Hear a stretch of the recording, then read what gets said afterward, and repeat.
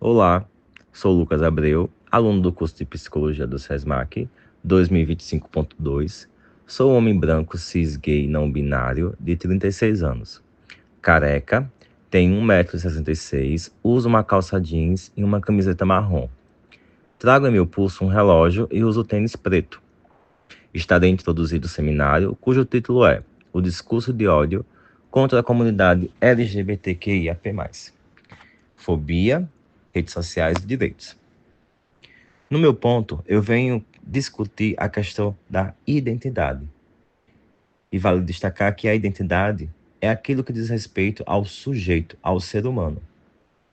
Logo, todo ser humano ele carrega identidades diversas.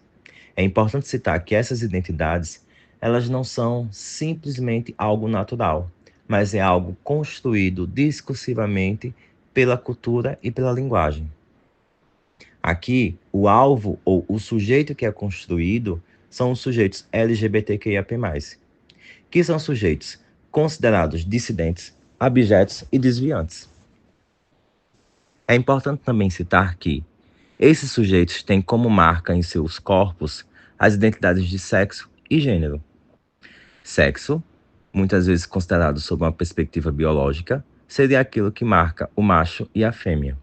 E o gênero, sendo uma perspectiva cultural, seria aquilo que marca o feminino, o masculino e as variações dentro das siglas LGBTQIAP+.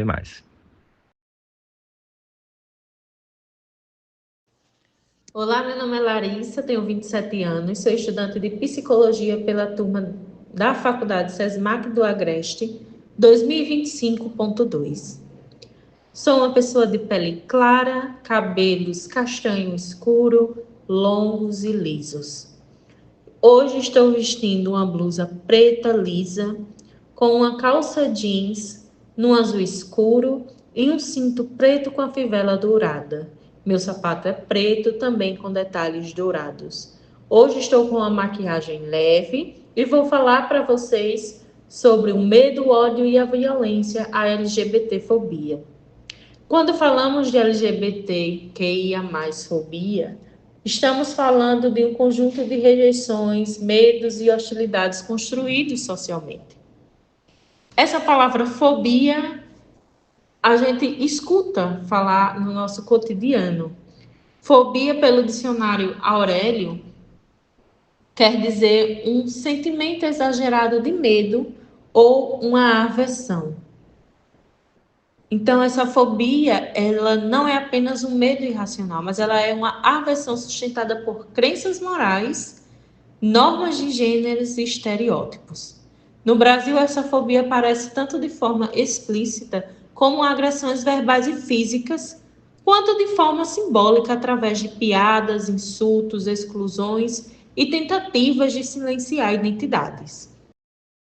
É importante reforçar que redes sociais se tornam um espaço onde essa violência se intensifica, porque permite o anonimato, essa exposição rápida e uma viralização de ódio.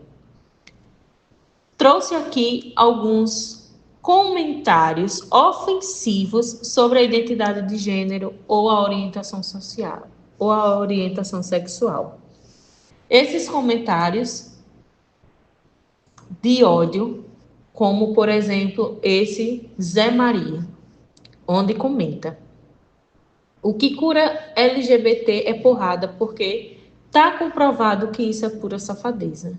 Nós vemos o ódio estampado nesse comentário, essa ridicularização das pessoas LGBTQIAP+. Esses discursos não são inofensivos. Eles reforçam a violência, estimulam o preconceito e contribuem para um ambiente onde a discriminação é normalizada.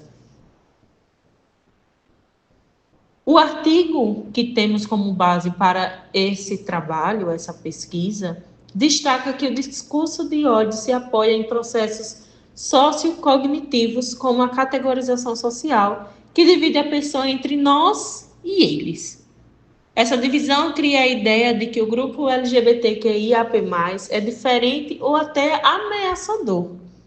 Outro ponto é a identidade social. Muitas pessoas reforçam sua própria identidade atacando grupos considerados desviantes ou que não se encaixam nas normas tradicionais. Ou seja, o ódio não surge do nada.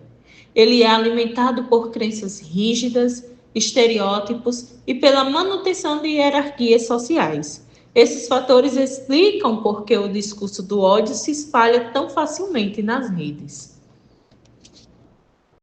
Boa noite, sou Vitor, sou estudante de Psicologia do SESMAC, Faculdade do Agreste.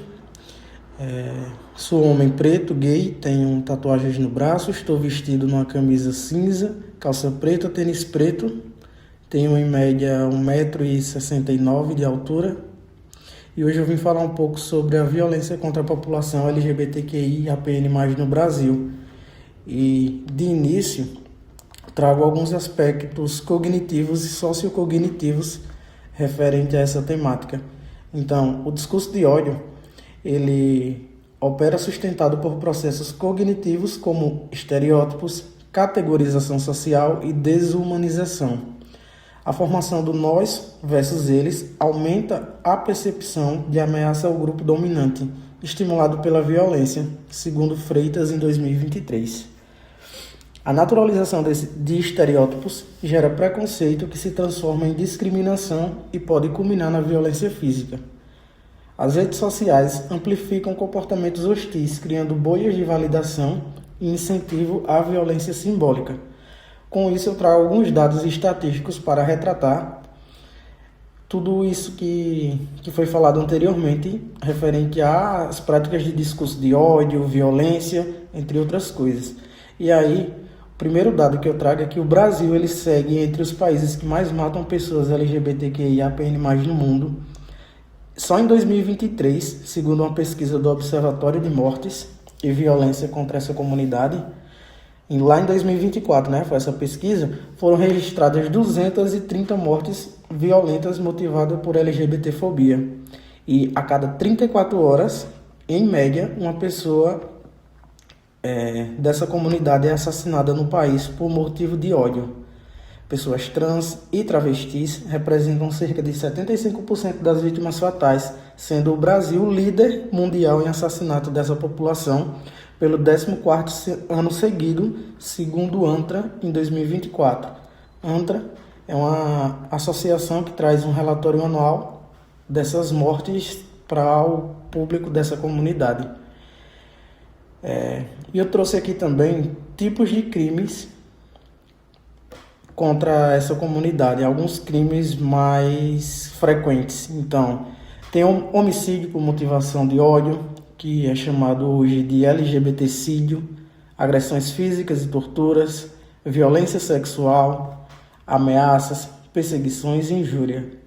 Violência digital também está nesse meio, onde a gente vê muita exposição, discurso de ódio e linchamento virtual, através de redes sociais, entre outras plataformas. Tem também a violência institucional, que é uma negligência nos serviços de saúde, segurança e assistência social. Com isso, com esses dados, com tudo isso que a gente tem em mão, a gente faz um recorte de classe para entender onde que está concentrada essa população, dessa comunidade que sofre tanto diariamente. Então, segundo pesquisas, a gente vê que pessoas negras e periféricas são maiores vítimas da violência LGBTfóbica, acumulando racismo e LGBTfobia. Racismo a gente já sabe que é estrutural. Quando junta com a LGBTfobia, aí dá nisso, que a maior concentração dessas mortes estão nas pessoas negras e periféricas, como eu acabei de falar. Travestis e mulheres trans, negras, compõem a maior parte das mortes violentas. Impacto direto na interseção entre transfobia, racismo e pobreza. Então, são 3 minorias atingidas com esse recorte. A maioria dos assassinatos ocorrem em contextos de alta vulnerabilidade social, envolvendo trabalho informal, prostituição e ausência de políticas públicas. A violência também é ainda mais intensa para quem foge da cis-heteronormatividade e ocupa posições sociais historicamente marginalizadas. e trago aqui algumas referências utilizadas para ser criado esse material, como Freitas, né, na base sociocognitiva do discurso de ódio online no Brasil, ANTRA, que é a Associação Nacional de Travestis e Transsexuais, e o dado foi tirado de um dossiê de 2024, e também tem o Observatório de Mortes e Violência contra a Comunidade LGBTQIAPN+, que também foi um relatório feito lá em 2024, e também dados do IBGE, que é o perfil das desigualdades por raça e gênero no Brasil. Olá, meu nome é Isadora, sou aluna de Psicologia do primeiro período do SESMAC do Agreste, tenho 24 anos, sou parda, tenho 1,65 de altura, cabelos castanhos, sou mulher, tenho 3 tatuagens, estou vestida com uma calça jeans, uma blusa branca, um casaco e um salto médio. Hoje eu vim falar um pouco sobre a homofobia e discurso de ódio versus liberdade de expressão e alguns pontos do apontamento de combate contra essa violência. Primeiramente, o que é a liberdade de expressão? Bom, segundo a Magna Carta, vulgo Constituição Federal de 1988, a liberdade de expressão é um direito fundamental do indivíduo que lhe dá, literalmente, né, o direito de manifestar o seu pensamento. Porém, esse direito ele não é ilimitado, existe um limite, para que a gente não confunda, né, e acabe invadindo o direito do outro, né, a gente não acabe invadindo o espaço do outro indivíduo. Isso é muito importante para que isso não se torne um discurso de ódio, que é justamente o problema que estamos tendo hoje em dia. É a falta de noção do que é liberdade de expressão, até que ponto ela vai, o limite que precisamos impor, né, até que ponto precisamos impor o limite para que isso não se torne discriminação, desumanização e até menosprezo das outras pessoas por achar que a sua opinião é mais válida, mais contundente, uma questão de superioridade em relação ao próximo. E isso é visto muito comum nas redes sociais. É o ambiente hoje onde mais encontramos, né, essa confusão de liberdade de expressão se tornando um discurso de ódio muito comum. E a homofobia, sim, é um tipo de discurso de ódio. Né? É um medo, é uma aversão a pessoas que fogem, né, do dito pela sociedade do que é normal, né, a heteronormatividade. Bom, de acordo com Voltaire, né, o filósofo, parafraseando, ele fala que a liberdade de expressão ela só pode ser defendida se também houver a defesa da liberdade de expressão do outro indivíduo. Ou seja, a partir do momento que a minha opinião invade o espaço do outro indivíduo, né, com desrespeito, com desumanização, com superioridade, ela se torna um discurso de ódio. E vamos lá agora para ações de combate, né, e tudo o que nós temos hoje em dia aqui no Brasil. Primeiramente, a homofobia ela é considerada crime, né? Existem duas formas de levar a denúncia, né, através da lei do racismo, que é considerado racial, né, um racismo inafiançável e imprescritível. E outra forma é pelo Código Penal, né, nos crimes contra a honra, no artigo de crimes contra a honra, se configurando como injúria racial. Essas são formas de denunciar o crime da homofobia.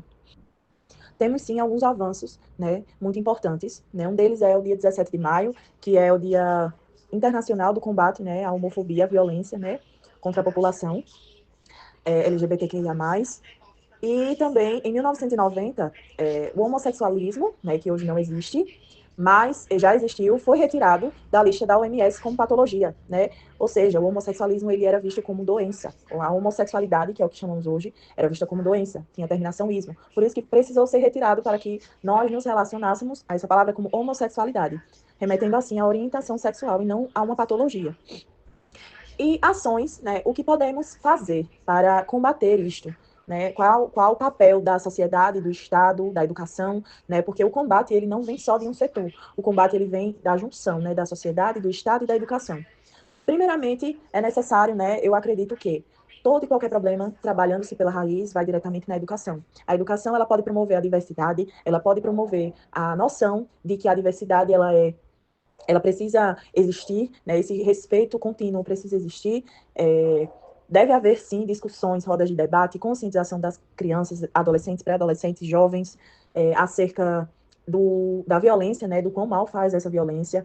Falar também, né, da linguagem inclusiva, né, eliminar os termos pejorativos, frases pejorativas.